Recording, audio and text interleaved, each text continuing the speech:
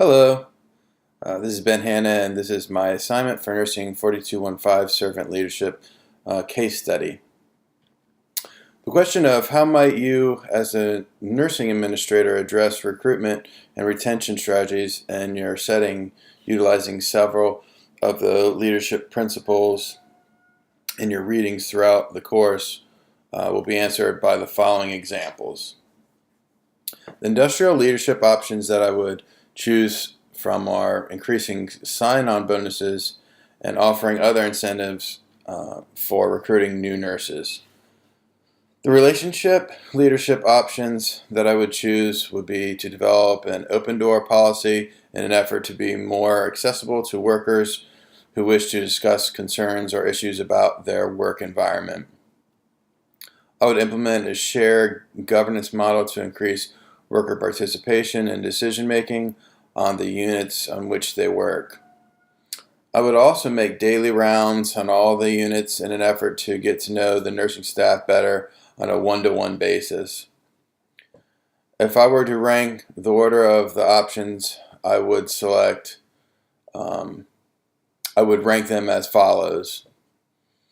Number one, I think to get the attention of nurses to work for the hospital, an advertisement of sign-on bonuses and other incentives will be advisable to implement. People are drawn to the benefits of having extra money. I think this will help the recruitment of nurses.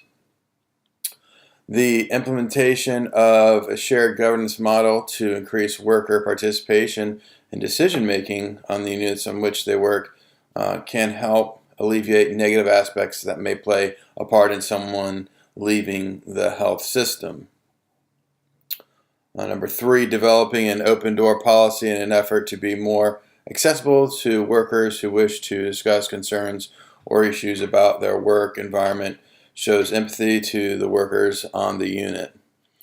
This should be seen as a sign of respect and accountability.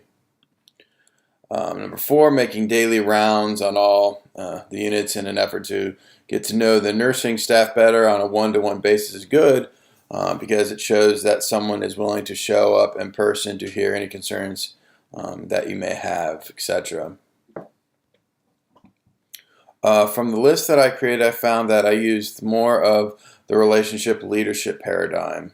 Although I am a person that tries to avoid conflict at all costs, I also like to address significant issues face to face. I believe there can be a lot accomplished when talking with one another face to face to talk about issues that need to be addressed. I am currently a member of a progressive care committee at my hospital, and I see firsthand how this committee can implement policy and nursing practice. And it does give you the sense that you are a part of the decision-making process in the hospital. When you start to see that you do have a voice in your work environment, you feel empowered and respected. I enjoy talking to people and getting their opinions on things. I will often ask what a nurse thinks about certain policies and procedures. The nurses I work with know that I am non-judgmental. I am open to their new ideas and concerns with what goes on in our unit. I am a resource for new nurses that start on our unit. I help provide them with the information they need to become competent new nurses. The industrial leadership paradigm seems a lot less personal. There are positive entities within this paradigm that I see. For example, I believe that there is a lot of incentive for advertising sign-on bonuses and other incentives. But like I said before, it seems less personal. I feel that some of the examples given for this paradigm would only be temporary solutions. I think that they may not serve a permanent solution to the problems. I definitely think that how you rank the paradigm options gives you change with age. They can change with age. I can see older nurses not wanting to do anything extra within the hospital. They may just want to come to work their shift, and go home. They may not want to go to shared governors committees on their days off. They may have the attitude of, I've been there and done that, don't care to do it again. Older nurses may not want to be forced to sign a contract to work at a hospital for 2 years.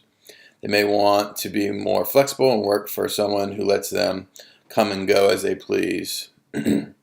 Older nurses may have experienced satisfying, efficient nursing units in units that are run poorly. Having a governance committee may be enticing to these mature nurses who can voice their opinions on what could be done better.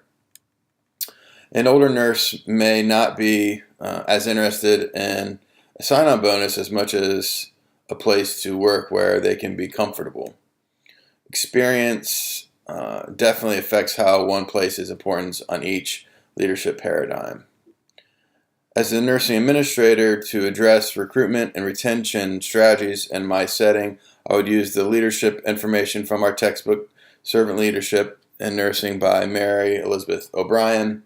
In the textbook, it states, noted as critical elements of administrative leadership are the establishment of trust. The nurse administrator who earns the trust of the staff can create the high performance synergy required for excellence in today's healthcare setting. Job satisfaction among staff can be achieved by a structure that meets the needs for professional practice. These concepts are also consistent with the nursing servant leadership characteristics of listening with the heart as well as advocating for and nurturing one that serves.